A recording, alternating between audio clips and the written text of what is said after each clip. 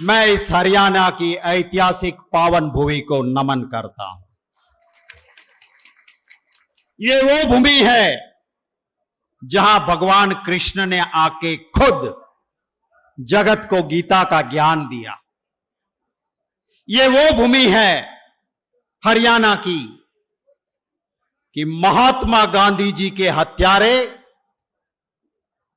उसको फांसी कहीं दी गई तो हरियाणा की भूमि पे गॉडसे को फांसी दी गई थी। ये वो भूमि है, ये हरियाणा की वो भूमि है जहां स्वतंत्र सेना की लड़ाई उसका केंद्र बिंदु कोई रहा तो हरियाणा की भूमि से शुरुआत का केंद्र बिंदु रहा। ये वो भूमि है जहां से बड़े बड़े राजनेताओं ने देश का नेतृत्व किया है।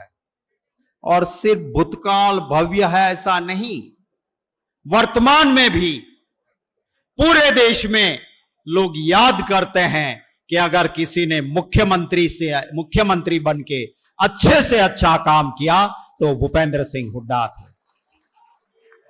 आज मेरे साथ मेरे कांग्रेस पार्टी में अगर राष्ट्रीय लेवल पे एक ही स्टेट से दो जनरल सेक्रेटरी है तो बहन शैलजा जी और रणदीप जी इसी हरियाणा की भूमि से।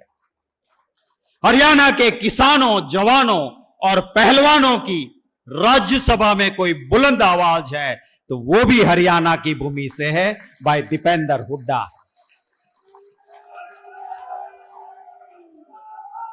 तो मैं इस हरियाणा की भूमि को नमन करता हूं।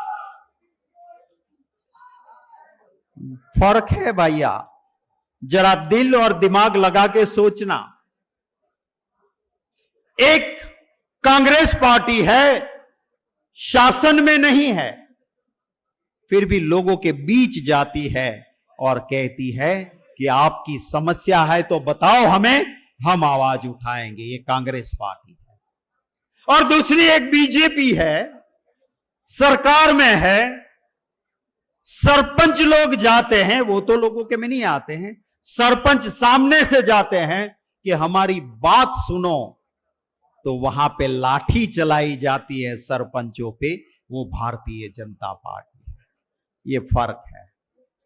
मुझे कुछ हरियाणा के सरपंच मिले थे, वो कहते थे कि इनको पता नहीं है ये कुरुक्षेत्र की भूमि है, हम जो है ना वो व्यवहार रखते हैं, हम व्यवहार को भूलते नहीं हैं। अगर सरपंच को वहां बुला के लाठी मारी है तो भाजपा वाले चुनाव में हमारे गांव आएंगे ना, हम सूत के साथ उसको वापस भी करेंगे। आज हमने इस कार्यक्रम को, मैं प्रदेश अध्यक्ष जी का धन्यवाद करता हूं। विपक्ष आपके समक्ष का कार्यक्रम बदल के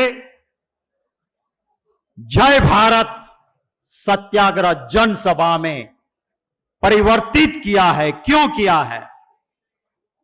क्योंकि इस देश में आज जरूरत है कि लोगों की आवाज कौन? लोगों की आवाज राहुल गांधी जी थे, जो पार्लियामेंट में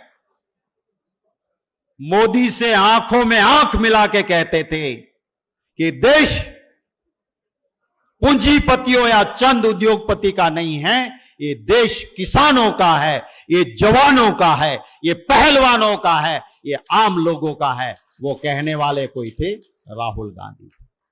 वो राहुल गांधी जी थे। बुला दे एक बार साथ में, राहुल गांधी, राहुल गांधी। उन्होंने वहां आवाज लगाई कि तुम्हारा जीएसटी गब्बर सिंह टैक्स है। कभी किसान की ट्रॉली पे, कभी किसान के खाद पे, कभी किसान के ट्रैक्टर पे, कभी किसान के पेस्टिसाइड्स पे टैक्स नहीं था। ये भाजपा की सरकार आई कि किसानों पे जीएसटी डाला है, ये गब्बर सिंह टैक्स है, इसको हटाओ। वो किसानों की बात किसी ने की तो वो राहुल गांधी थे। राहुल गांधी जी ने कहा कि तुम देश को लूट रहे हो और अदानी को माला माल कर रहे हो, जवाब दो, मुझे जवाब चाहिए। रोजगार पे सवाल उठाया, महंगाई पे सवाल उठाया, लोकतंत्र में बोलने की आजादी पे सवाल उठाए। उस राहुल गांधी का मोदी या भाजपा सामना नहीं कर पाते थे, तो इसके लिए क्या किया?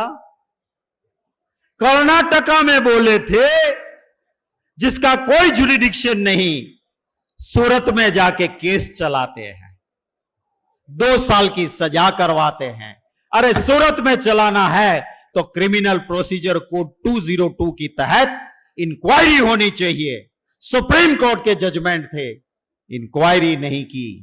ये भाजपा वालों को मैं कहना चाहता हूं कि राहुल गांधी है, ये कांग्रेस की ताकत है। इसे तुम डरा नहीं सकते हो जेल से, इसे तुम परेशान करके दबा नहीं सकते, झुका नहीं सकते। याद करना वो शासन जो कंस का था, जो अंग्रेजों का था।